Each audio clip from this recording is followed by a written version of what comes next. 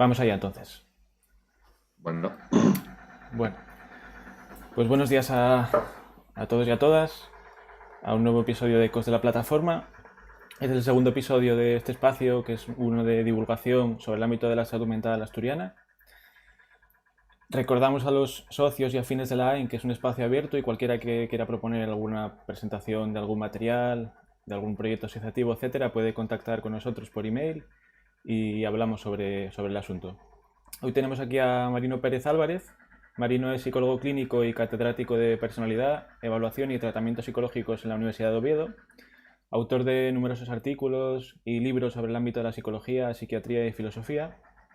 Y en concreto el último de esos libros, que es el que motiva el espacio de hoy, es Ciencia y pseudociencia en psicología y psiquiatría, más allá de la corriente principal, este que tengo aquí.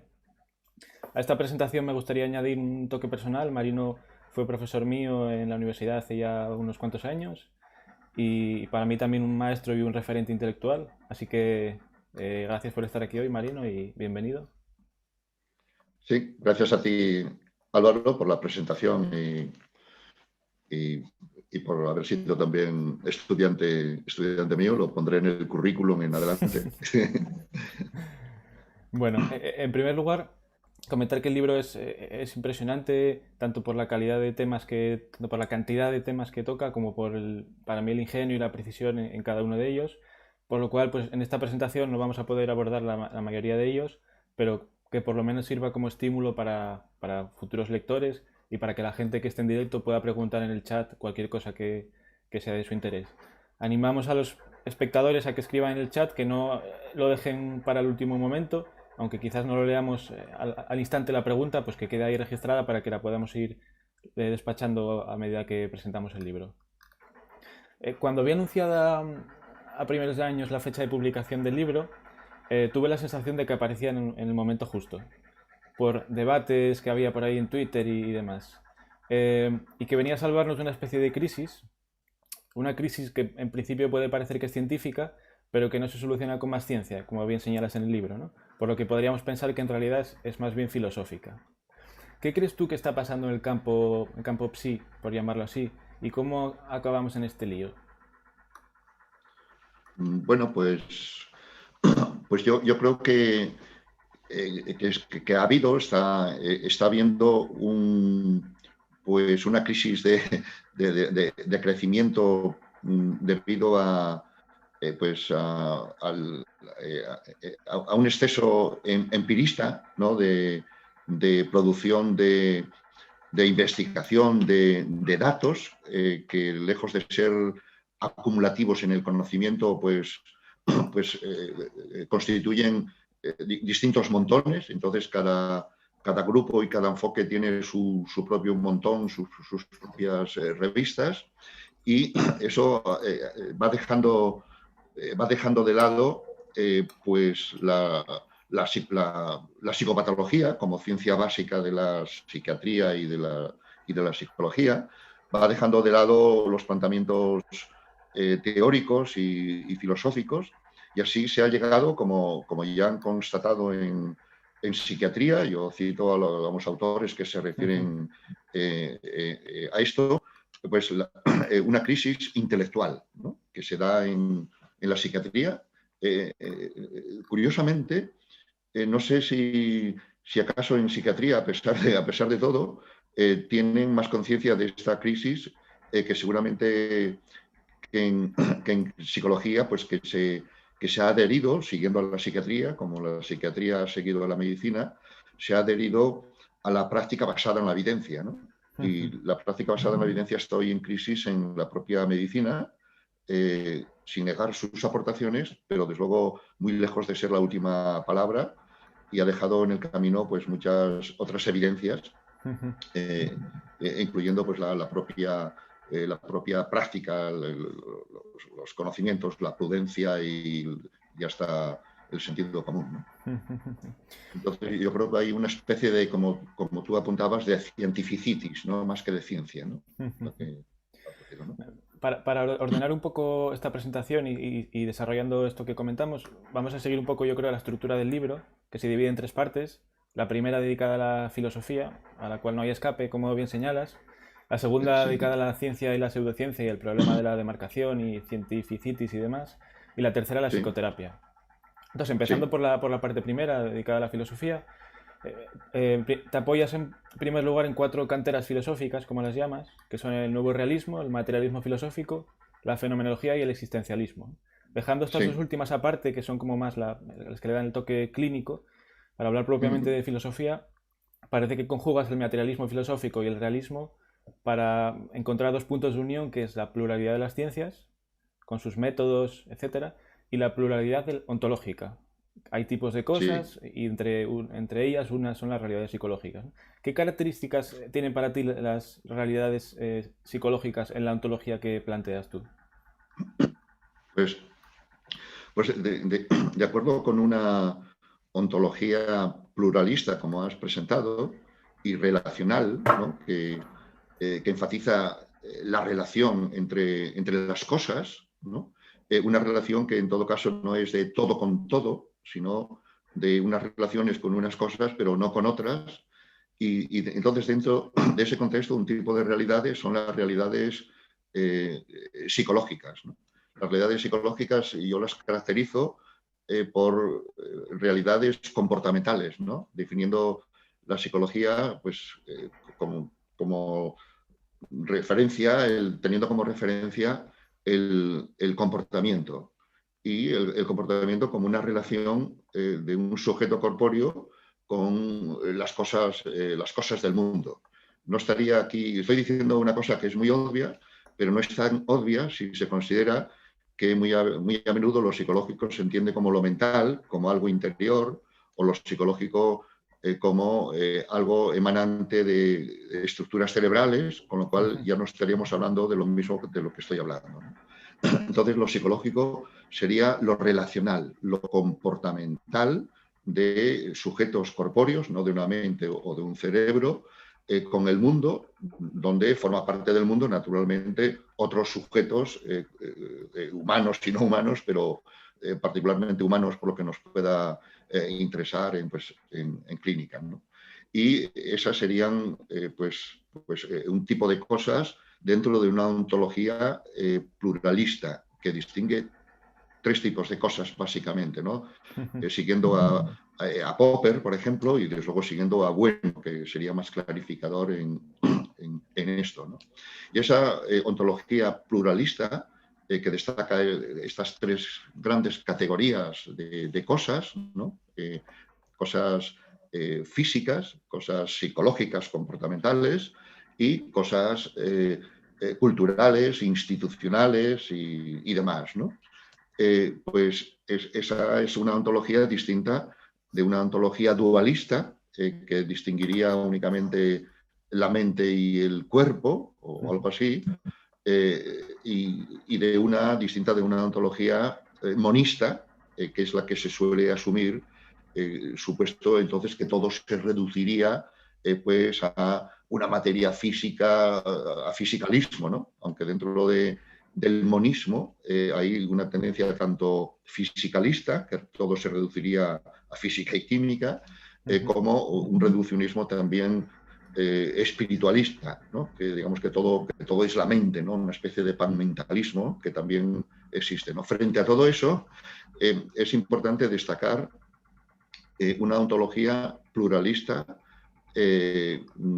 relacional, ¿no?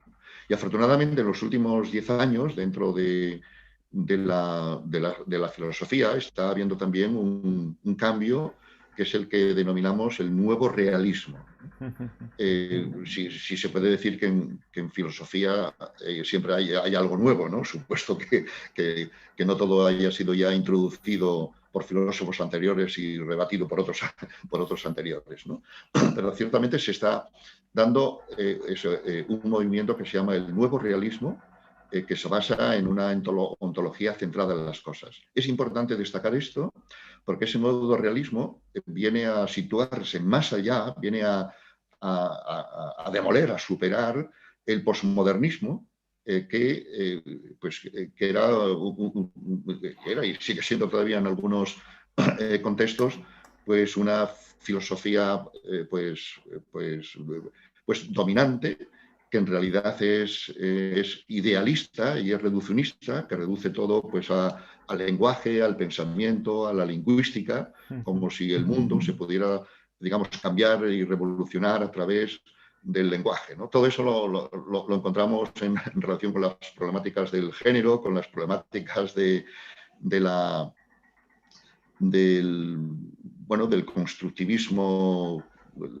constructivismo, ¿no? Pues que todo lo reduce y todos los supuestos cambios consistirían en cambios del lenguaje, ¿no? Como si eso supusiera ya un cambio real de las cosas, ¿no? Ese postmodernismo, que es una de las filosofías más increíblemente flojas, digamos, que se puedan dar, ¿no? Que estaban ya casi superadas en Francia pues en los años 70 y luego prosperaron en los campus universitarios americanos pues a partir de los 70, 80 y demás, pues frente a esa filosofía postmodernista, se lanza, digamos, está surgiendo el nuevo realismo. Y ese nuevo realismo yo lo conecto con el materialismo filosófico, que pues de alguna manera el nuevo realismo viene a confirmar un planteamiento de materialista como el de Bueno, y al mismo tiempo el materialismo filosófico viene a aportar algo que no tiene tampoco ese nuevo realismo, ¿no?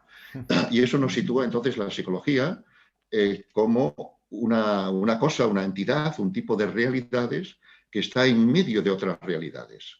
No todo se reduce a psicología y la psicología está en medio, in media res, como digo, utilizando una forma filosófica, pero fácilmente inteligible, en el medio de otras realidades. Y por eso la psicología se presta tan fácilmente a ser reducida a las realidades físico-químicas, ese reduccionismo cerebrocentrista, neurocientífico en el que estamos, y a veces también se presta a ser reducida por el otro lado, ¿no? Por el lado de la sociología o por el lado de la economía, y entonces daría la impresión de que la psicología no es nada, porque o bien se reduce a lo fisiológico o bien se reduce a lo sociológico, ¿no? Y por el contrario, yo sostengo, con base filosófica, que la psicología no solo está en medio de esas cosas, sino que es fundamental para la relación entre unas y otras, ¿no? Para la relación entre los aspectos más abstractos, sociológicos, la ciencia y las materialidades del mundo, ¿no? Y en esa línea filosófica, sostengo y trato y creo que muestro que lo psicológico no está ni dentro ni fuera, no está dentro de la mente, no está dentro del individuo, no está en el cerebro, ni tampoco está fuera en el ambiente flotante, sino que es una relación, ¿no? La mente, si quisiéramos hablar así, es inevitable referirse a la mente es la relación que un organismo como un todo mantiene digamos, con el mundo, ¿no? Y esto tiene grandes implicaciones en psiquiatría y psicología, pues que derivarían en esa tercera parte a la que te has referido, para decir que los problemas psicológicos, los trastornos psiquiátricos o psicológicos, no están ni dentro ni fuera. Son los individuos los que estamos dentro de situaciones que se han enredado de tal manera que hace al individuo difícil, efectivamente, pues de salir o de manejarse en una situación, ¿no? Y ese es un aspecto importante del planteamiento filosófico, ¿no? Por avanzar un poco, dentro del capítulo de la epistemología, distingues varias acepciones de ciencia o cosmovisiones científicas, ciencia como tecné, como episteme, ciencia positiva moderna, ciencia humana. Citas a Bueno y a Pepper con teorías de la ciencia, y aquí entiendo yo que comienza un lío importante, dado el carácter bifronte, dices tú, de la psicología y la psiquiatría. ¿A qué tipo de ciencia crees tú que deberíamos adscribirnos y por qué parece que seguimos en los mismos debates infinitos que hace 80 años o más o así? Sí. Bueno, yo creo pues, que esto se debe a, bueno, pues a razones históricas, a razones pues también, digamos, también filosóficas, ¿no? Que como decías, la filosofía es inescapable, ¿no? Quien la niega o la ignora no quiere decir que pueda pasar sin ella, sino que tiene una filosofía implícita, que cuando es implícita suele ser mala filosofía, ¿no? Y entonces yo creo que todo esto pues está ocurriendo, ¿no? Históricamente, tanto la psiquiatría como la psicología se han establecido en analogía con las ciencias naturales, ¿no? Con la física, con la química, pues eso se entiende pues, por razones históricas de que son las ciencias naturales son el referente por antonomasia de ciencia, y la psiquiatría y la psicología a finales del siglo XIX y principios del XX, para establecerse como disciplinas autónomas y prestigiosas, pues tuvieron que distanciarse de la filosofía y arrimarse a las ciencias naturales, ¿no? Y eso ha generado pues lo que yo llamo, creo, la corriente principal que se ha dado en la psiquiatría y en la psicología, y que hoy día pues también la encontramos, ¿no? La medicina basada en la evidencia, el reduccionismo neurocientífico, ¿no? Y en ese camino de más de un siglo, pues han quedado marginadas otras grandes tradiciones dentro de la psiquiatría y de la psicología, nunca desaparecidas y también en crecimiento, pero un tanto marginadas, pues que también eran científicas, en el sentido de ser metódicas, de ser racionales y de tratar de entender los fenómenos humanos, los fenómenos psicológicos, psiquiátricos, en sus propios términos, ¿no? Estaríamos ahí hablando de un enfoque a lo mejor psicodinámico, de un enfoque fenomenológico existencial, que son grandes tradiciones dentro de la psiquiatría, y también dentro de la psicología, pues estaríamos hablando de grandes tradiciones similares digamos, a esas, ¿no? Entonces estas han quedado un tanto marginadas y se han a veces contrapuesto de una forma equivocada, se han contrapuesto como no científicas respecto a las científicas. Supuesto que lo único científico sería el modelo de la ciencia natural aplicado a la psiquiatría y a la psicología, ¿no? Y esa contraposición entre científico y no científico pues ha generado prejuicios, ¿no? Respecto a estas otras tradiciones, ¿no? Y yo trato de entender que estas otras tradiciones no dejan de ser científicas, sino que se inscriben dentro de la ciencia humana, dentro de las ciencias sociales o ciencias humanas, que no dejan de ser ciencias relativamente distintas de las ciencias naturales, pero no dejan de ser ciencias, ¿no? Entonces, es muy importante ahí una ontología plural y una epistemología plural, como has destacado, para establecer distintas acepciones también que se dan de ciencia. Y finalmente yo entendería que la ciencia más cabal, que se hace cargo de forma más adecuada de los fenómenos psicológicos psiquiátricos, es una ciencia humana, ¿no? Una ciencia humana. Pero dentro de un enfoque pluralista como el que sostengo, no deben quedar fuera, no es para dejar fuera ahora, pues digamos, los métodos más cuantitativos, aquellos que han sido hasta ahora el emblema y los más característicos de esa pretendida ciencia natural con la que se identifica o quiere identificarse la psiquiatría y la psicología dominantes, ¿no? Así que yo daría primacía a un marco de ciencia humana en esas categorizaciones que hago siguiendo a Pepper, de 4 grandes estrategias científicas, pues estaría representada una epistemología, una ciencia humana, como la que digo, pues en los enfoques del contextualismo, ¿no? Del contextualismo funcional, del contextualismo narrativo y de un enfoque holista, ¿no? Holístico, ¿no? Organísmico, ¿no? Aquel que se refiere al organismo como un todo.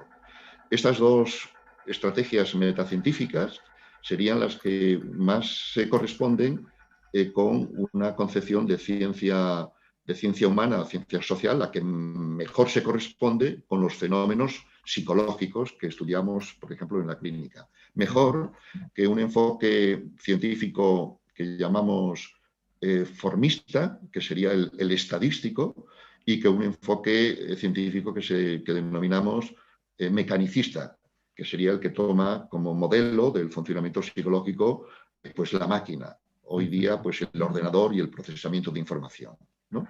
Esa sería pues la gran distinción.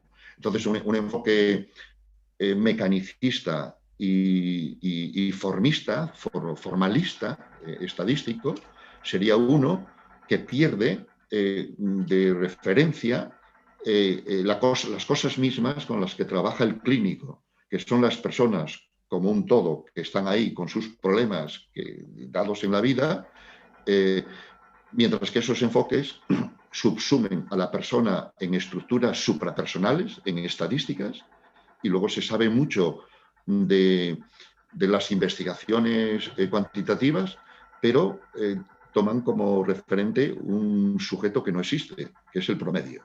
Y entonces ya quedaría muy alejada esa ciencia del caso clínico. O en el otro caso, pues un enfoque mecanicista estaría interesado en ver los mecanismos averiados que estarían dentro del sujeto, que explicaran los problemas que tiene el sujeto pues en el mundo, ¿no? Y al final ese enfoque naturalista, científico, seguramente es más cientificista que propiamente adecuado a los fenómenos humanos, que estaría mejor recogidos en un enfoque holista contextual, como sería el que yo sostengo, ¿no? Como bien dices, y yo también entiendo así, pues el saber científico en el sentido positivista no es para tirarlo por la ventana, pero se puede hacer crítica de él, etc. Tú, citando a Aristóteles, señalas otros saberes que son quizás igual o más importantes, depende del caso, como sería la sabiduría, la prudencia o la astucia. El otro día me encontré con un artículo de Fonseca, que he visto que está aquí presente, o estaba al menos, porque se manifestó acerca de una actualización de tratamientos eficaces para diferentes trastornos, ¿no? Entonces me llamaba la atención que él en el texto señalaba aspectos como los que tú y yo estamos hablando ahora. Sin embargo, parece de nuevo que lo importante son las famosas tablas de tratamientos eficaces con sus ultra metaanálisis y ese tipo de cosas. Yo como clínico y con los colegas que tengo alrededor, pues realmente este tipo de tablas y de historias de tratamientos eficaces, etcétera, lo vemos prescindible totalmente. Entonces me pregunto, ¿tiene sentido tirar por esta historia de los tratamientos eficaces, las tablas y todo esto que parece que aún introduciendo críticas es la referencia? Bueno, pues tiene sentido, pero yo lo vería como un sentido relativo, ¿no? Relacionado con ciertas condiciones, ¿no? Tiene un sentido relativo respecto de que la psicología, los tratamientos psicológicos, siempre están condicionados por los tratamientos psiquiátricos. Y los tratamientos psiquiátricos típicamente son la medicación. Y la medicación está medida, está evaluada de acuerdo con esos criterios de la llamada práctica basada en la evidencia, de los ensayos aleatorizados controlados y los metaanálisis, ¿no? que son, por decirlo así, el referente de ciencia positiva, ¿no? De ciencia válida, ¿no? Entonces, la psicología se ve forzada, siquiera por ese contexto, a establecer también tratamientos psicológicos eficaces, jugando con esas reglas del juego que nos vienen impuestas. Porque de no ser así, quedaríamos fuera del mapa, fuera de juego, ¿no? Y es en ese sentido en el que nosotros en el 2003, pues profesores de la Universidad de Oviedo, hemos editado la guía de tratamientos psicológicos eficaces que Sufridos tú por y los tantos estudiantes del otros PIR. habéis padecido para superar el PIR y demás, ¿no? Y como decimos allí en el último capítulo del tercer tomo, que nadie lee y del que nunca sacan preguntas para el PIR, creo yo, pues ese era el camino recorrido, pero no digamos, la última palabra, ¿no? El camino futuro, ¿no? Y los textos que está hallando Eduardo Fonseca, pues son una actualización de una puesta al día de las investigaciones, ¿no? De acuerdo con esos criterios, ¿no? En el libro de Fonseca también se incluye, hay un gran interés en cada capítulo, de incluir un estudio de caso, ¿no? Y un estudio de caso donde se enfatice precisamente la experiencia vivida, la experiencia subjetiva, ¿no? Desde el lado del paciente y, desde luego, también desde el lado del clínico, cómo opera, ¿no? Y entonces eso viene también a compensar, digamos, a mostrar que esos cuadros de tratamientos eficaces, que siendo reales y siendo necesarios para no desaparecer del juego, pues no son seguramente lo último, ¿no? La última palabra, ¿no? Y seguramente pues la evolución en adelante pues debiera hacerse cargo de estos aspectos más centrados en la persona como un todo, en el sujeto y la subjetividad y las circunstancias del mundo, ¿no? También es cierto que este enfoque más fenomenológico, existencial, como a mí como lo identifico, que en psiquiatría también hay un movimiento en esa línea, pues no tiene todavía unas metodologías estandarizadas, ¿no? Y debido a eso, seguramente tampoco tiene digamos, la presencia que corresponda, ¿no? Sí. Pero cuando vemos lo que hacen los clínicos en la práctica o lo que necesitan los clínicos, tú mismo pues lo has referido, pues ese enfoque, un enfoque más fenomenológico, existencial, como se quiera identificar, pero en todo caso centrado en el caso concreto que no tienen ahí, pues no les sirve o las tablas de tratamientos eficaces pues no es algo que se pueda coger y aplicar ¿no? Porque son pues al final abstractas, ¿no? Del sujeto que no existe, que es el promedio, ¿no? Ni el Y, tratamiento dentro de cada tabla, añadiría yo también. y dentro de cada tabla, sí. Entonces yo creo que el progreso, ¿no? El futuro en la psiquiatría, yo no sé para cuántas generaciones venideras, yo creo que pasa por recuperar con la debida renovación estas tradiciones que estaban más centradas en el sujeto y la subjetividad, ¿no? Por decirlo así también de forma tradicional, ¿no? Y faltan esas metodologías no sé, que estandaricen también y que se pueda decir pues que esa práctica clínica está hecha digamos, con método y criterio y no de cualquier manera, y que sea la experiencia de uno aprovechable para la de otro y que cada clínico no sea una mónada independiente de otros. Yo creo que falta un poco eso, ¿no? Pero y para terminar este aspecto así, Sí, sí, sí. en clínica el método hasta ahora insuperado, y no se prevé que se vaya a superar en las próximas décadas, sigue siendo la entrevista semiestructurada, ¿no? Y en esa entrevista semiestructurada es una que implica, desde luego, conocimientos psicológicos, psiquiátricos, psicopatológicos, que forman parte del bagaje de un psicólogo y de un psiquiatra, pero además los aspectos de la prudencia, de la frónesis, del sentido común, de la sabiduría y también de la astucia o de la metis, de la casuística, ¿no? Porque el clínico tiene que improvisar sobre la marcha, ¿no?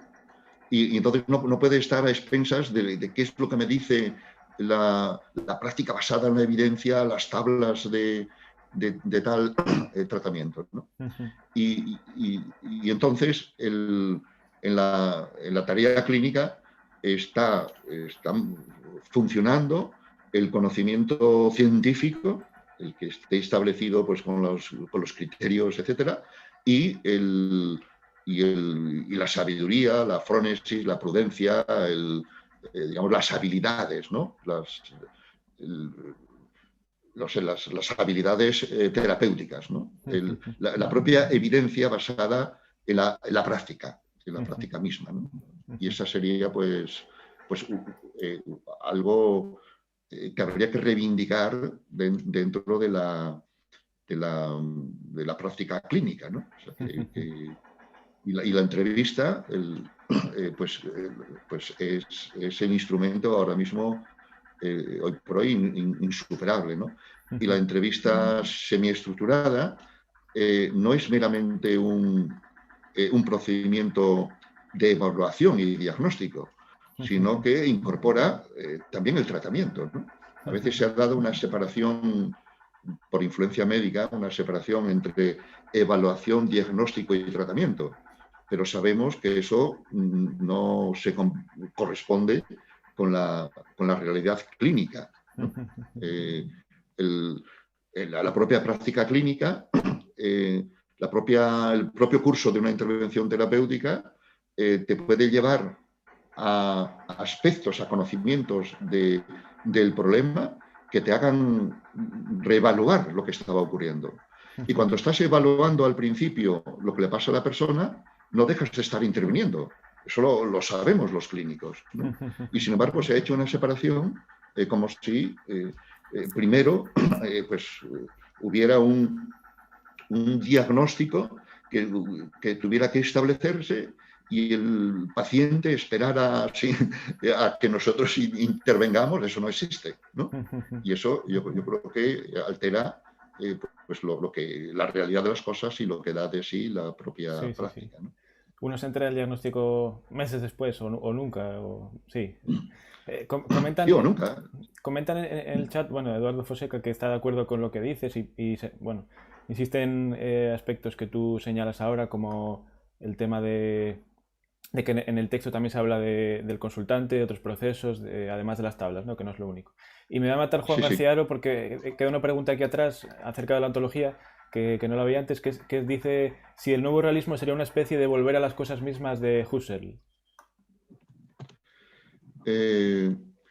Bueno, pues no lo sé. Los autores no lo refieren así. O sea, no se sitúan así en esa referencia, pero podríamos entenderlo de esa manera, ¿no? Yo creo, ¿no? Porque el nuevo realismo es una ontología centrada en las cosas, antes que en los objetos. Y las cosas a las que se refieren son eso, las cosas que se nos presentan pues en la escala humana, en la escala operatoria, en la escala perceptiva, y las cosas se definen precisamente por contextos de sentido, ¿no? Que es algo que destacan estos autores, ¿no? Ferraris, Harman y otros más que yo cito en el libro, ¿no? Y entonces, aunque ellos no se remiten a este emblema husserliano, podríamos ver lo que es eso, la vuelta a las cosas mismas, ¿no? Tal como se nos presenta, ¿no? Y desde luego en la clínica sería muy relevante entender que las cosas mismas son las personas ahí con sus sufrimientos y demás, ¿no? Y esa perspectiva de la vuelta a las cosas mismas implica una cierta epogée, una cierta puesta entre paréntesis de las propias preconcepciones que puedan tener, en este caso los clínicos, acerca de sus teorías, de sus categorizaciones, que pueden impedir que uno, el clínico, capte, entre en contacto con las cosas que realmente le pasan a los consultantes, ¿no?, que tenemos allí, ¿no? Hablemos un poco sí, de ciencia y pseudociencia, por avanzar un poquito más. En estos tiempos que corren así un poco polarizados, parece que la etiqueta de pseudociencia es un poco un arma arrojadiza a algunos colegas de profesión, ¿no? Como pseudociencia o no pseudociencia. Comunismo o libertad. Sí. Podría ser algo así, ¿no? Sí, sí, sí, sí. Y sin embargo vemos, como señalas en el libro, que la MDR, que es un ejemplo que utilizas tú como perro de Pavlov para la crítica, como sujeto de banco de pruebas, Sí. aun teniendo todas las garantías científicas de estudios, metaanálisis, etcétera, parece que podría ser un ejemplo destacado de pseudociencia, ¿no? Entonces, Sí. ¿tiene sentido esta demarcación entre ciencia y pseudociencia? ¿Y cómo se puede llegar a esto? De precisamente una terapia ultracientífica sea un ejemplo de clamoroso de pseudociencia. Sí, sí.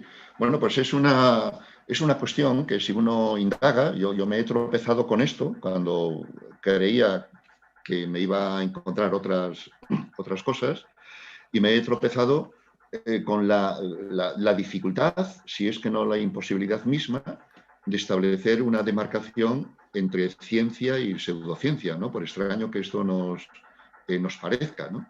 Es claro que nosotros podemos señalar ciencias sin que dudamos de ellas, ¿no? Y es claro también que podemos señalar pseudociencias, ¿no? La ufología y la astrología y el reiki y la regresión, etcétera, pues serían ejemplos muy claros de pseudociencia, ¿no?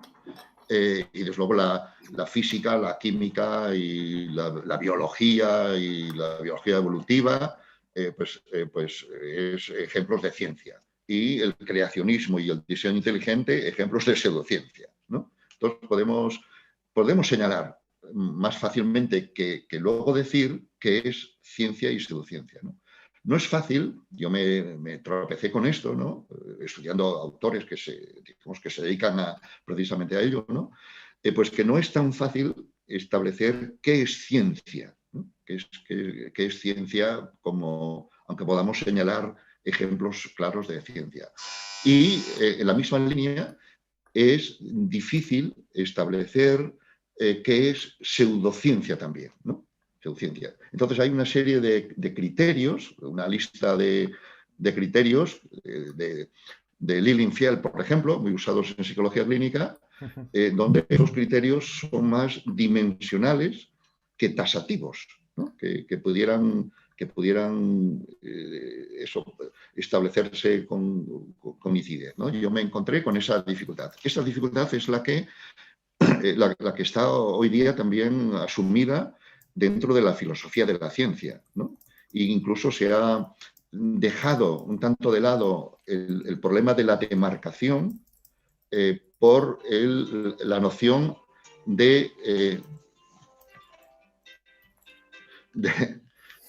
por la noción de actitud científica, ¿no? Entonces sería más claro, aunque parezca menos preciso, distinguir entre actitud científica y no actitud científica que casi entre ciencia y pseudociencia. Entonces yo he tomado como banco de pruebas la MDR, ¿no? Porque es una terapia que tiene, yo lo doy de entrada así, ¿no? Como está establecido por lo demás, una terapia que tiene una probada eficacia de acuerdo con los métodos estándar, ¿no? Y sin embargo, pues es también un ejemplo de pseudociencia, ¿no? Por el mecanismo explicativo que da nombre, que da razón de ser y da nombre a esa terapia, los movimientos oculares y la estimulación bilateral, y ese mecanismo explicativo es uno oscuro, es uno improbable, y cuando se hacen estudios, esto es muy científico, estudio, hipótesis y estudios para comprobar esos mecanismos, pues esta comprobación no aparece.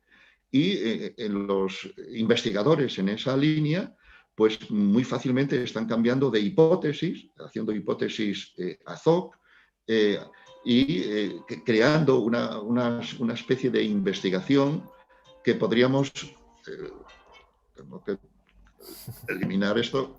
Prefiero, digamos, quitar el síntoma a afectarlo, en este caso, ¿no?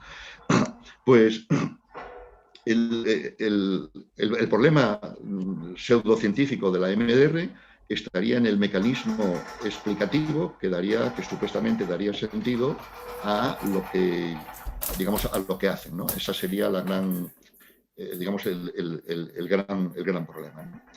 Y ese mecanismo que defienden a ultranza es lo que puede dar lugar a un programa de investigación que llama Lakatos, un programa de investigación degenerativo, ¿no? Cuando todo está en orden a aferrarse a esa explicación que cuanto más se estudia, más esquiva se hace. Y que por el contrario, para entender esos resultados, hay explicaciones diferentes que podrían dar cuenta de ellas. Entonces, en ese sentido, la MDR pues sería digamos, pseudocientífica. Pero siendo honestos y conociendo el mapa de la psicología, si estos criterios los aplicamos a la terapia cognitiva, la terapia cognitivo-conductual, sí, pues puede que la terapia cognitivo-conductual también incurra en este problema, ¿no?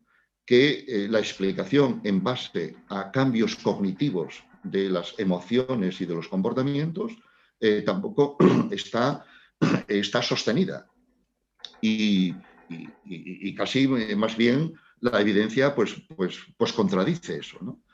Hay, sin embargo, una gran diferencia entre la MDR y la terapia cognitiva, y es que la terapia cognitiva tendría una actitud científica de investigar, de cambiar también, digamos, las teorías y las hipótesis, y desde luego la terapia cognitivo-conductual, pues es, al fin y al cabo, cognitivo y conductual. No tiene todo acostado, por decirlo así, a un mecanismo oscuro como es el de los movimientos oculares y la estimulación bilateral. Entonces yo aquí utilizo un esquema expositivo en relación con la MDR, ¿no? Si acaso la MDR es ciencia o pseudociencia, ¿no?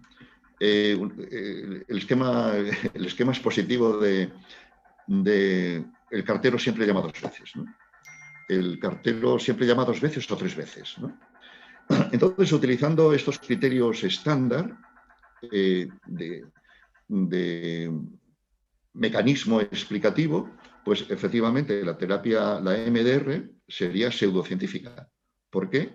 Tiene un mecanismo cada vez más oscuro, con esfuerzos para explicarlo y sostenerlo, pues a costa de esos cinturones de hipótesis y demás, ¿no? Pero si aplicamos esos criterios, la terapia cognitivo-conductual, pues también podríamos decir en cierta medida que sería pseudocientífica, ¿no? Ahora bien, el cartero siempre llama en principio dos veces, ¿no? Y más adelante, cuando analizo pues la propia ciencia, ¿no? Porque una característica del libro no es utilizar la ciencia estándar para analizar las terapias, sino que yo hago un análisis de la propia ciencia, ¿no? Un análisis metacientífico, por decirlo así, ¿no? De la propia ciencia que se utiliza. La ciencia nunca se examina a sí misma, y entonces se da como criterios sobre los cuales entender el mundo, ¿no? Entonces, al final, yo analizo la propia ciencia, en qué medida la ciencia natural estándar es la adecuada para entender los fenómenos psicológicos, los fenómenos sí, ¿no? Y demás, ¿no? Y es ahí pues, donde hablo de varios problemas que puede tener, ¿no? Que puede ser un enfoque inadecuado o no el más adecuado, que la propia ciencia tiende a confirmarse a sí misma, ¿no? Analizando la práctica científica, la investigación, el hacking, la selección de cerezas que caracteriza a los mejores investigadores y el integracionismo, ¿no? Y entonces la MDR al final se me presenta también como un ejemplo de integracionismo sin escrúpulos, ¿no? De dos maneras, además, ¿no? Por un lado, la MDR es un compuesto de componentes que están traídos de todas las terapias, casi todas las terapias tienen participación en el esquema de la MDR. Y por otro lado, esa proliferación de hipótesis neuronales según las cuales funcionaría pues la estimulación bilateral, haciendo ese reprocesamiento que dicen que ocurre, pues también incurre ese enfoque en una mezcla de componentes del cerebro, a su vez con las maniobras que se dan en la propia práctica clínica, que hace un integracionismo pues también sin escrúpulos, ¿no? Y este fenómeno, que no sería el único que se da en la clínica, pues haría también de la MDR una pseudociencia, por esa mezcolanza pues indiscriminada de cosas, ¿no? Y eso daría lugar efectivamente pues, a que sea una terapia que tiene un nombre, que funciona, pero es luego que funciona por cosas completamente distintas a aquellas que dan la razón de ser y el nombre, a costa de ese integracionismo pues que destaco, ¿no? Y demás, ¿no? Y finalmente yo creo que el cartero llama, yo creo que 3 veces a veces, pues la MDR puede funcionar también por el placebo que implica, por el gran placebo, digamos que allí está incorporado, entendiendo por placebo en un sentido amplio digamos que el usual, ¿no? Y que yo le he dedicado todo un capítulo, uno de los capítulos más largos del libro, precisamente pues a resultas de cómo la MDR podría ser un placebo. Pero el placebo ya no es lo que nosotros imaginamos que es una mera, digamos, aplicación de un placebo para generar una expectativa que supuestamente, etcétera, ¿no? El placebo tiene otra complejidad pues más amplia, ¿no? Sí, luego un poco más adelante comentaremos sobre el placebo, que para mí también es mi capítulo preferido del libro, por decirlo así. Al hilo de esto que comentas de otros malos usos de la ciencia, como son, por ejemplo, el integracionismo, el otro día me encontraba por Twitter de nuevo, que es la caverna de hoy en día. Cuando Bueno decía lo de volver a la caverna era porque no conocía Twitter, si no hubiera cambiado de opinión. Me encontraba un neurólogo que hablaba acerca de los trastornos neurológicos funcionales, llamados así, y presentaba un modelo que tenía pues un montón de referencias neurológicas, psicosociales, genéticas, etcétera. Luego las juntaba todas y eso hacía que construía un modelo donde estaba todo metido ahí sin ningún sentido, cosas genéticas, cerebrales, sociales, etcétera. Entonces, por lo abrumador que resultaba todo aquello sin ninguna sin estar destilado ni de haber una teoría debajo, pues yo creo que no, vamos, yo me quedaba igual que estaba, ¿no? Pero claro, eso luego tiene 100 papers en revistas de las mejores Sí, sí. que respaldan, por decirlo así, este modelo. Entonces, ¿qué dices tú a eso, no? ¿Cómo lo Sí. desmontas eso? Bueno, sí, eso yo lo incluyo en el integracionismo, ¿no? Digamos, el integracionismo, en principio es hoy día lo más bendito, lo más bendecido en la investigación científica, ¿no? De integrar, ¿no? De integrar como casi como algo de buena gente, ¿no? De buen investigador o algo así, ¿no? Y muy a menudo todos los artículos de investigación, pues en la fase de discusión, pues viene integración, ¿no? Con que los datos de aquí se pueden integrar, ¿no? Entonces hay una tendencia hacia el integracionismo que efectivamente pues, tiene su sentido de cómo unos conocimientos están conectados con otros, pero al final no todo está conectado con todo, que este es un principio ontológico, ¿no? Y, y claro, por falta precisamente de esta clarificación ontológica, pues se lleva a una especie de integrar todo con todo cuando son cosas que pueden estar completamente distintas, o ser distintas y estar distantes del fenómeno que tú tengas entre manos. Y eso es lo que yo llamaría integracionismo sin escrúpulos, que existe mucho, supongo, en otras disciplinas, pues luego en psiquiatría y en psicología. La MDR es un ejemplo paradigmático, pero los RDoc es otro ejemplo paradigmático, ¿no? Entonces, integrar lo molecular, lo celular y los paradigmas y las experiencias, etcétera. Y todo eso, a su vez, por una especie de conexionismo que se daría en el cerebro. El cerebro sería el procesamiento de información, que es una de las metáforas más lamentables, digamos, que puede haber en la psiquiatría y en la psicología, pues a costa de una mala metáfora que luego se reifica y se toma como si fuera así el funcionamiento, pues se conecta todo con todo, ¿no? Y ese ejemplo que tú pones, pues aparenta pues que sea así. Y todo eso está muy bien recibido, muy bendecido pues por todos los investigadores, porque todos, cada uno que esté haciendo algo en las antípodas del otro, pues tiene, digamos, esa conexión, ¿no? Forma parte de digamos, del paquete, de esa supuesta comunidad científica, ¿no? Otro ejemplo de integracionismo pues sería el modelo biopsicosocial, ¿no? Que Rameni, un psiquiatra, pues ha analizado precisamente en esta perspectiva, ¿no? Y, bueno, ese integracionismo que vamos a asumir como importante en la ciencia, cuando se hace de esa forma indiscriminada, puede ser más anticientífico o pseudocientífico que propiamente científico. O sea, de mezclar todo eso.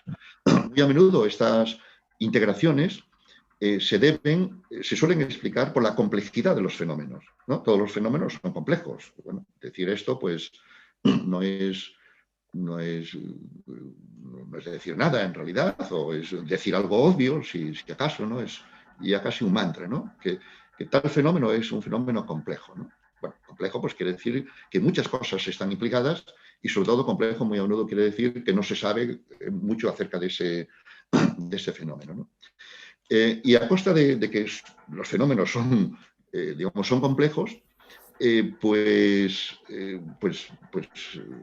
se toma de aquí y de allí para entenderlo y al final, pues sin clarificar nada y concluir después que es complejo. Pero esa complejidad puede deberse también, y es otra cosa que señalo, puede deberse a la pluralidad de instrumentos que existen que supuestamente tienen que ser aplicados y que el disponer de instrumentos que se aplican pueden hacer de un fenómeno que sea complejo.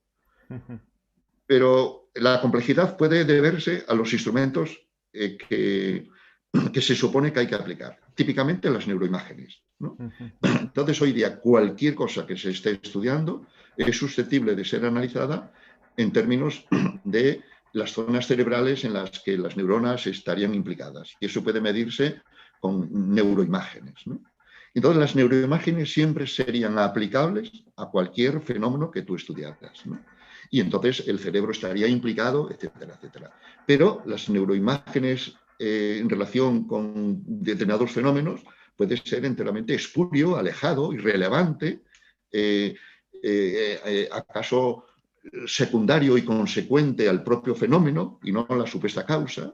Y entonces ahí entra todo este integracionismo que al final es mala ciencia, ¿no? Es un ejemplo de cientificismo. Yo creo que eso está también por analizar, ¿no? También habría que entenderlo dentro de este enfoque posmoderno en el que estamos, donde es de buena gente integrar. Y entonces aquel que establece diferencias y separaciones, pues sería pues alguien radical, ¿no? O alguien que excluyente, ¿no? Casi se podría decir aquí, ¿no? Y la ciencia, si algo caracteriza a la ciencia en estos términos, no es la de integrar, es la de diferenciar, es la de establecer diferencias entre las cosas. Hay cosas que pueden estar relacionadas y otras que no. Y esto es algo ontológicamente básico y científicamente pues constatable, o en eso se basan las ciencias, ¿no? De que no todo está mezclado con todo, ¿no? Que es un principio, pues el principio metafísico de una especie de monismo animista o de psiquismo universal o una cosa así, ¿no? Comentas en el libro un ejemplo muy, muy curioso relacionado con estas cosas que hablamos, que es el de la mujer traumatizada de Mozambique, que muy rápidamente Sí. es una mujer que está traumatizada, ahora no recuerdo por qué, y el ritual de sanación que tienen allí pues es hacerle unos regalos, una especie de ceremonia con unos baños curativos o algo así, y la mujer pues después de eso se cura, ¿no? Entonces, hilando con una pregunta que hacen aquí en el chat, Carla Marina Rodríguez, una colega, psicóloga clínica, dice, según los criterios que planteas tú, Marino, sobre el mecanismo que subyace a la eficacia del tratamiento, ¿hay algún abordaje psicoterapéutico en su opinión que sea realmente científico? Y yo añado, ¿qué pasa si este terapeuta realmente científico va a Mozambique y aplica su terapia, por decirlo así, a esta mujer traumatizada? Pues si va... Sí, bueno, esa mujer de Mozambique ciertamente estaba traumatizada. Si tal cosa existe, que existe, ¿no? Sí. Pues por las violaciones y el secuestro que padeció y el maltrato y vamos, si existe digamos el trauma, Sí. pues el caso de esta mujer pues sería claro, ¿no? Y la cuestión ahí es que las sociedades, las culturas, las comunidades tienen sus maneras establecidas de ayudar a las personas que en sus padecimientos y en sus sufrimientos, ¿no?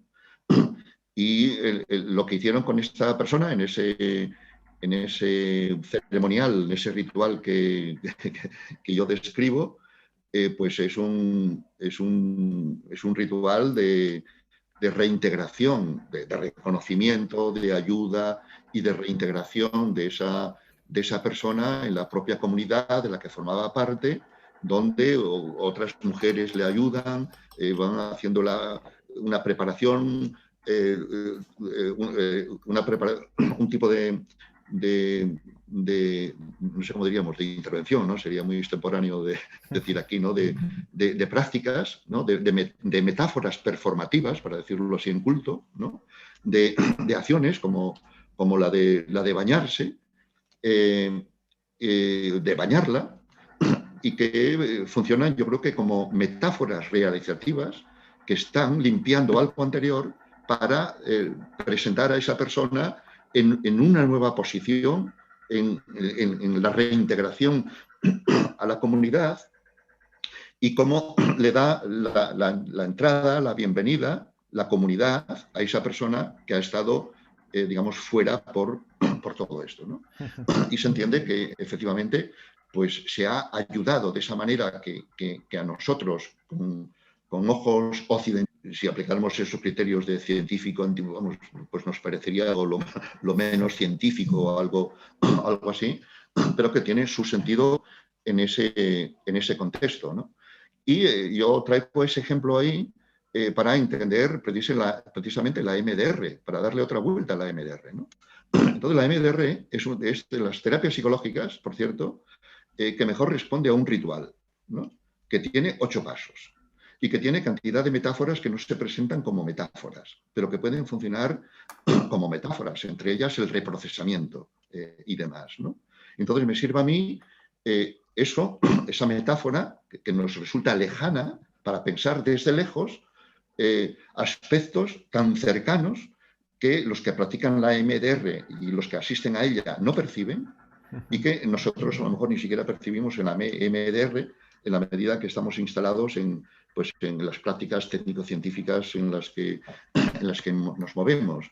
Pero eso no quiere decir que no tengan su ritual, su ceremonial, sus metáforas que implican una transición, y la MDR es una de las terapias más rituales que tiene transiciones y pasajes, digamos, casi para poner como ejemplo de un ritual en ese sentido, ¿no? Y entonces yo lo que trato de decir es que la eficacia de la MDR quizás sea por el ritual que implica, con toda una serie de metáforas que serían equivalentes en su sentido a las que están funcionando en la mujer de Mozambique. Por supuesto, lo que hacen los mozambiqueños no funcionaría con ninguno que tenga trauma en nuestra sociedad. Y la pregunta ahora tuya, ¿qué pasaría si lleváramos la MDR para aplicarla a la mujer de Mozambique, ¿no? Pues así de entrada seguramente no funcionaría, ¿no?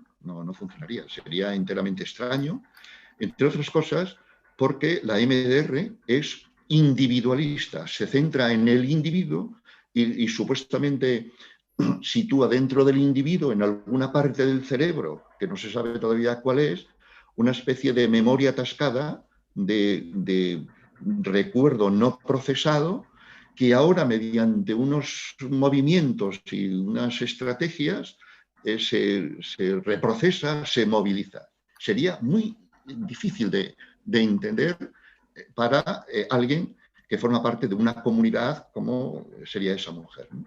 Y aquí tendríamos el ejemplo, recuerdas entonces del capítulo del libro, pues lo que pasó con el tsunami del 2004, ¿no? Sí, sí. Cuando un ejército de psiquiatras y psicólogos y otros profesionales occidentales, europeos y americanos, fueron a Sri Lanka, fueron a los sitios devastados por el tsunami, bajo el supuesto de que allí se iban a generar traumas a todos los sobrevivientes, ¿no?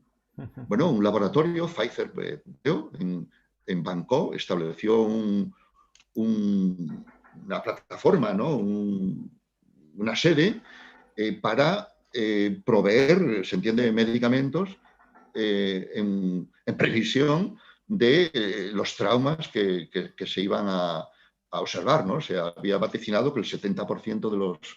etcétera, ¿no? Entonces, allí tenemos psicólogos occidentales con la noción de trauma del DSM en la cabeza, ¿no? Como esquema de procedimiento, y todas las terapias que sean, la MDR podría ser una de ellas y todas otras, tratando de ayudar a los individuos. Y resulta que aquella gente no tenía traumas. Desde luego no tenía traumas como estaban descritos por la psicología, la psiquiatría occidental. Y trataban de ayudarlos. Y los sobrevivientes lo que hacían era ayudar a otros sobrevivientes. Entonces los occidentales entendían que estaban negando el trauma, ¿no?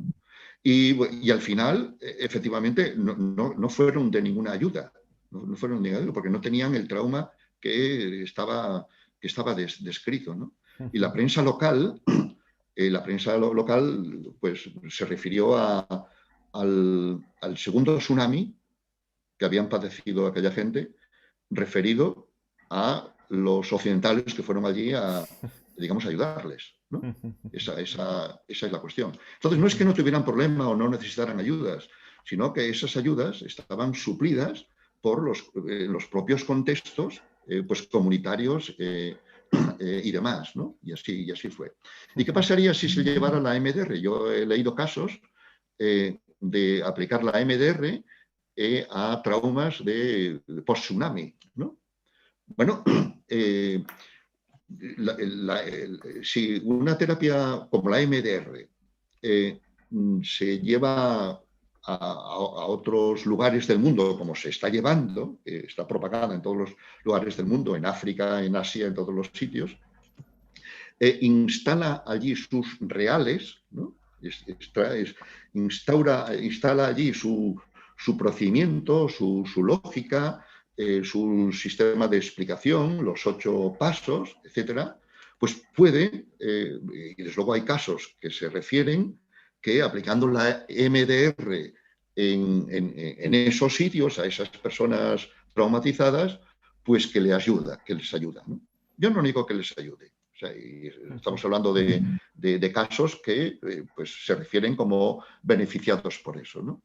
Pero lo que ha ocurrido allí es que han instalado el propio ritual, por decirlo así, todo el conjunto de esa terapia, digamos, se ha instalado en aquel lugar, crea un contexto en el que funciona. Pero de nuevo aparecería la pregunta que yo me planteo. Si ese cambio se debe a que se ha reprocesado la memoria no procesada. Y en la medida en que la terapia esté apostada a eso, y en la medida en que eso se sostenga pues con nuevas hipótesis, nuevos estudios y que nunca, digamos, se rebaje o se baje de esa explicación, entonces estaremos hablando de una pseudoterapia, ¿no? Que se aferra a un mecanismo oscuro, cada vez más oscuro cuanto más se investiga. Y eso no niega que la terapia pueda funcionar, pero pueda funcionar porque instala sus propios rituales en los sitios, ¿no? Y desafortunadamente, pues las comisiones de evaluación, por ejemplo la APA, pues no es tan científica como pudiera parecer, ¿no? La APA define como terapia eficaz aquellas terapias que tienen probada eficacia en estudios aleatorizados, controlados con metaanálisis, ¿no? Si recuerdas, en el capítulo de la MDR, creo, yo cito a un autor, un McNally, un estudioso, un crítico también de la MDR, y que compara la MDR con el mesmerismo, ¿no?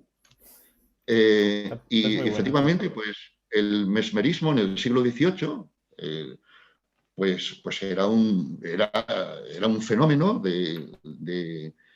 un fenómeno científico, un fenómeno social, un fenómeno de curación a través de las fuerzas magnéticas que el cuerpo de un magnetizado, Mesmer u otro, pues podría operar sobre un paciente con algún tipo de alteración, ¿no? Bueno, pues estamos en la época de la electricidad y por lo tanto, pues del magnetismo y demás, ¿no? Y se estableció esa famosa comisión en 1784, si lo recuerdo bien, presidida por Franklin, el embajador entonces americano en París, científico, Lavoisier, el fundador de la química, Guillotin, el fundador de la guillotina, los más sabios, una comisión de los más sabios de entonces y para estudiar el mesmerismo, ¿no? y hicieron estudios controlados, ¿no? Haciendo mesmerizaciones sin saberlo el paciente, sabiéndolo, cuando sabía que podría estar bajo la influencia de una mesmerización, efectivamente mejoraban sus ataques, sus achaques y demás, ¿no? Y la comisión concluyó que el mesmerismo no funcionaba por que hubiera una fuerza magnética que estuviera yendo del magnetizador al paciente, sino que funcionaba por la imaginación, ¿no? La imaginación, ¿no? Bueno, ¿en qué se diferencia esta comisión de 1800 del siglo XVIII del APA? Del APA, por ejemplo. Pues se diferencia en que esa comisión entró a discutir el mecanismo, si realmente el mesmerismo se debía a lo que dicen que era el proceso mesmerista de una magnetización. Hicieron estudios controlados y mostraron que no. Y entonces concluyeron que no. ¿Qué es lo que hace la APA, por ejemplo, con la MDR? Es únicamente basarse en estudios controlados y aleatorizados, de acuerdo con los cuales la MDR es una terapia eficaz para el trastorno de estrés postraumático y más cosas a las que se aplica. Y no entra a ver si es la eficacia debida el mecanismo que da nombre y que da sentido a esa terapia, ¿no? Finalmente, de acuerdo con McNally, si la APA se refiriera al mesmerismo, concluiría que es probablemente eficaz. Esta es la cuestión en la que estaríamos aquí.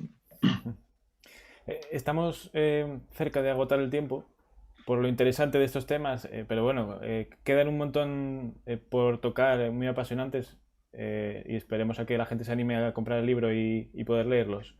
Pero bueno, te voy a hacer una última pregunta acerca de la tercera parte del libro que tiene que ver con la psicoterapia y el modelo biomédico, y animo a espectadores a que pongan sus preguntas para poder luego ir haciéndoselas a Marino, ¿no?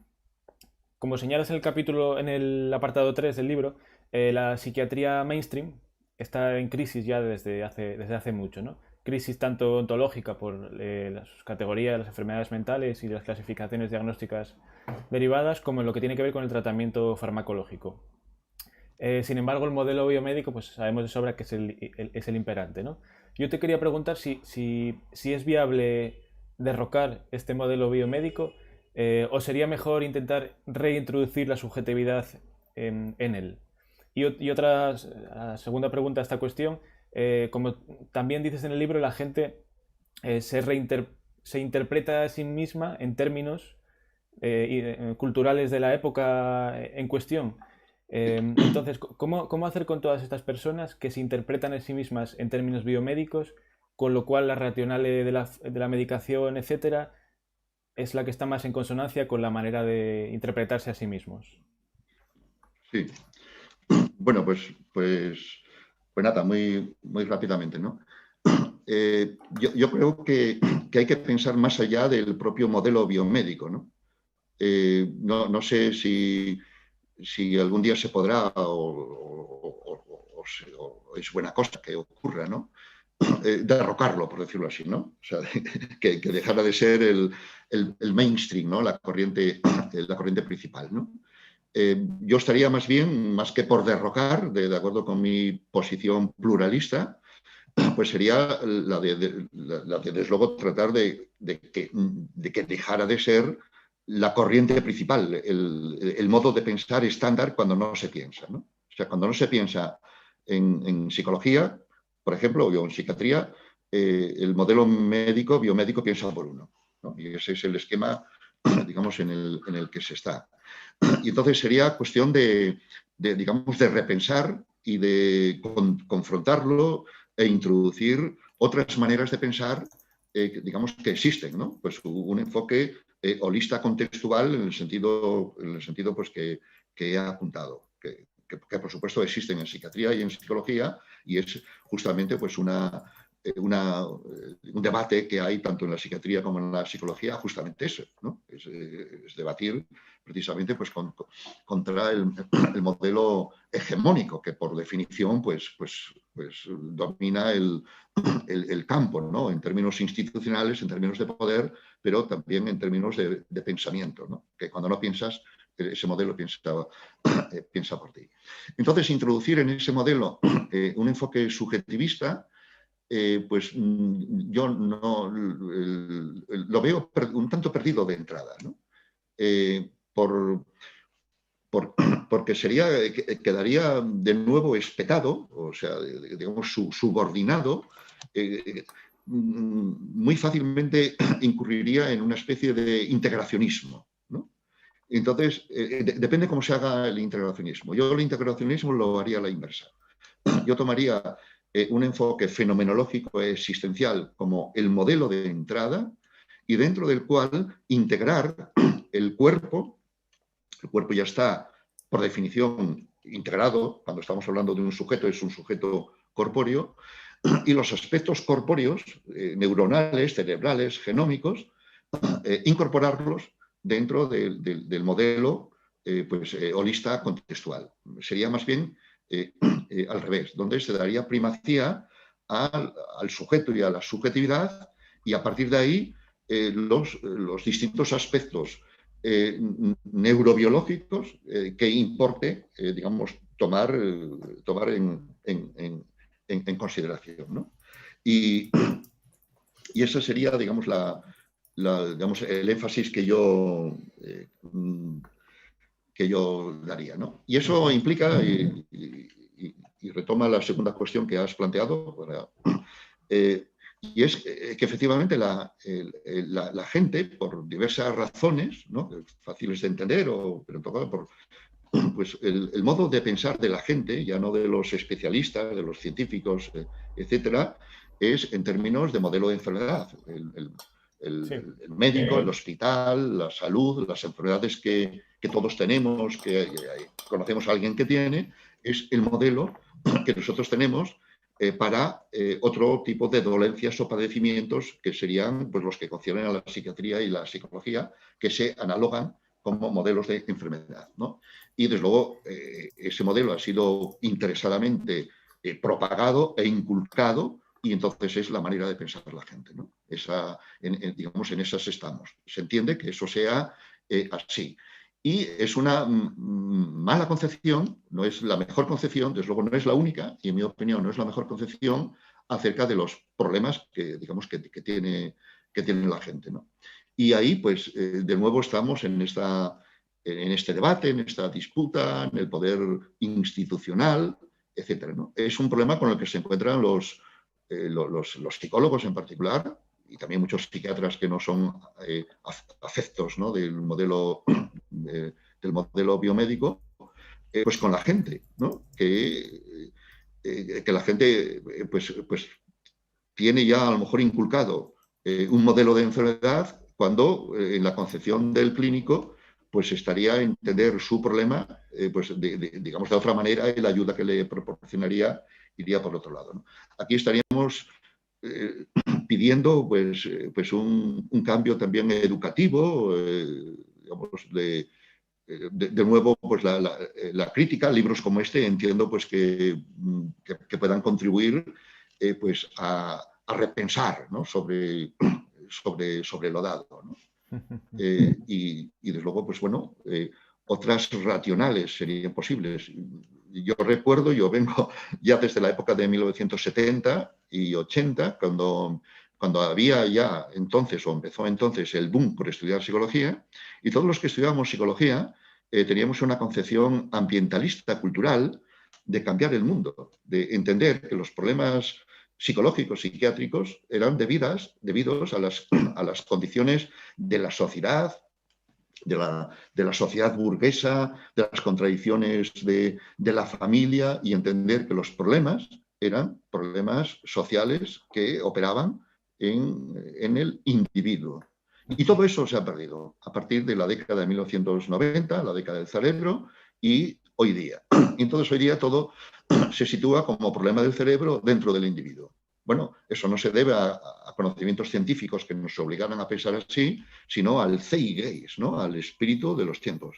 No sé si llegará un nuevo espíritu de los tiempos que permita resituar los problemas que padece la gente como debidos a, pues eso, a las formas de vida y los contextos en los que estamos, y que los cambios pues debieran situarse no dentro del individuo, sino en la relación del individuo con las circunstancias del mundo, ¿no? Vamos a aprovechar para leer alguna cosa del chat, que aprovechar el poco tiempo que nos queda. Dice Rubén Dez, entiendo que se ha señalado la falta de sistematización desde el enfoque fenomenológico existencial. Si quiere apuntar las propuestas más estructurales desde la psicoterapia, gracias. Que faltan, no sé, que faltan por estructurar la... Sí, dice, como si quieres apuntar las propuestas más estructuradas que haya desde la psicoterapia, desde el enfoque fenomenológico contextual, si es que las hay. Sí, sí, sí, vamos, pues las hay. Yo cito, o sea, por ejemplo, pues el enfoque fenomenológico del psiquiatra italiano es Giovanni Stangellini, con otros autores y demás, pues sería un ejemplo de esto, ¿no? El método que ellos llaman pues, fenomenológico, hermenéutico y dinámico, ¿no? Fenomenológico para estudiar la experiencia subjetiva, el mundo vivido, por decirlo así, de las personas que padezcan el problema que sea. El aspecto hermenéutico referido a la posición que la propia persona tiene respecto de lo que le pasa, su concepción acerca de lo que le pasa y la posición que tiene sobre ello, y el aspecto dinámico referido a entender lo que le pasa a esa persona en el contexto biográfico. Entonces, ese es un método que lo llaman así, ¿no? Y es un método que se basa en una entrevista terapéutica, donde la propia entrevista es terapéutica. No es una que establezca, por decirlo así, el momento diagnóstico y el momento de intervención, etcétera, y demás, ¿no? Y ese sería un ejemplo. Ese modelo, ese enfoque, se basa explícitamente en la teoría de la persona o la teoría del sí mismo de Paul Ricoeur, ¿no? Que sería otro de los filósofos a reivindicar en esta perspectiva y como está siendo reivindicado, ¿no? También en la clínica. Yo tengo la próxima semana una tesis telemática de un psicólogo en Canarias, ¿no? Que es una tesis sobre Paul Ricoeur, precisamente aplicado a la psicoterapia, ¿no? Entonces, Paul Ricoeur tiene una teoría del sí mismo sobre estos dos aspectos, ¿no? El aspecto de lo permanente, el sí mismo, y el aspecto de lo variable, que continuamente está siendo el sí mismo en el yo y sus circunstancias, diría Ortega, ¿no? Entonces, ese modelo es uno que se está utilizando, por ejemplo, Stangellini, pues, y que tiene mucha utilidad en la clínica, ¿no? En la psiquiatría, en la psicología. Quizás sea más conocido en psiquiatría que hasta en psicología, ¿no? Y ese sería un enfoque además perfecto. Me permito para salirme hasta del libro, porque no lo tocamos ahí, para entender la famosa disforia de género, ¿no? Donde justamente se plantea pues la identidad, ¿no? de género, del sí mismo y de la alternativa o de la identidad distinta que contradice pues la asignada o la vivida hasta entonces, ¿no? Así que esos serían ejemplos, igual no son los únicos, a los que yo... Ok, veo aquí un agradecimiento de Pedro Marina, que da la enhorabuena por la presentación, y un comentario por si quieres contestar, de Ángel Ruiz Romero, que yo creo que va a ser el último ya, que es: el contexto de la sanidad pública implica contingencias tan diferentes a la consulta privada que pueden reclamar dos psicoterapias ontológicamente diferentes. Que pueden reclamar. Dos psicoterapias ontológicamente diferentes. Sí, sí, sí, puede ser. Yo creo que el contexto de la atención pública pues hace difícil que se puedan aplicar a lo mejor terapias psicológicas pues como tiene que ser, ¿no? Muy a menudo una terapia psicológica pues no sé, requiere una cantidad de sesiones que no tendrían por qué estar separadas en el tiempo como suelen estar. Una cantidad de sesiones, a lo mejor a razón de 2 por semana durante una serie de semanas, etcétera, etcétera, y sin tampoco un tiempo efectivamente tasado, ¿no? O sea, tasado, limitado. Y entonces yo creo que constriñe efectivamente la aplicación de terapias, ¿no? Posiblemente requieran u obliguen a terapias ontológicamente diferentes, a lo mejor si lo lleváramos ahí, ¿no? Lamentablemente, digamos, para la propia atención pública que puede constreñir lo que los clínicos podrían aportar, ¿no? Ok. Dice en el chat también Eduardo Fonseca, de nuevo, que enhorabuena por la entrevista y admiración a Marino, que muchos de nosotros somos deudores y firmes seguidores de sus reflexiones y pensamientos. Sí, gracias, Eduardo es buen amigo y dice, bueno, gracias, Sí, Eduardo, sí. sí. Y a Pedro Bueno, Marina también. sí, la gente Sí. prefiere los halagos a las preguntas, así que perfecto. Bueno, pues hasta aquí yo creo que acabamos en hora más o menos. Nada, un agradecimiento por participar tan gustosamente a esta presentación. De nuevo animo a todos los presentes y los que vean el vídeo después a que lean el libro, que es extraordinario. Y nada, un agradecimiento de nuevo, Marino. Sí, pues nada, gracias a ti, Álvaro, y bueno, gracias a todos los que han estado conectados y espero pues que si los que se acerquen al libro pues que confirmen lo que acabas de decir. Bueno, pues muchas gracias. Gracias a todos los que estuvieron aquí y los que ven luego el vídeo. Y hasta el próximo episodio. Hasta luego. Gracias, hasta luego.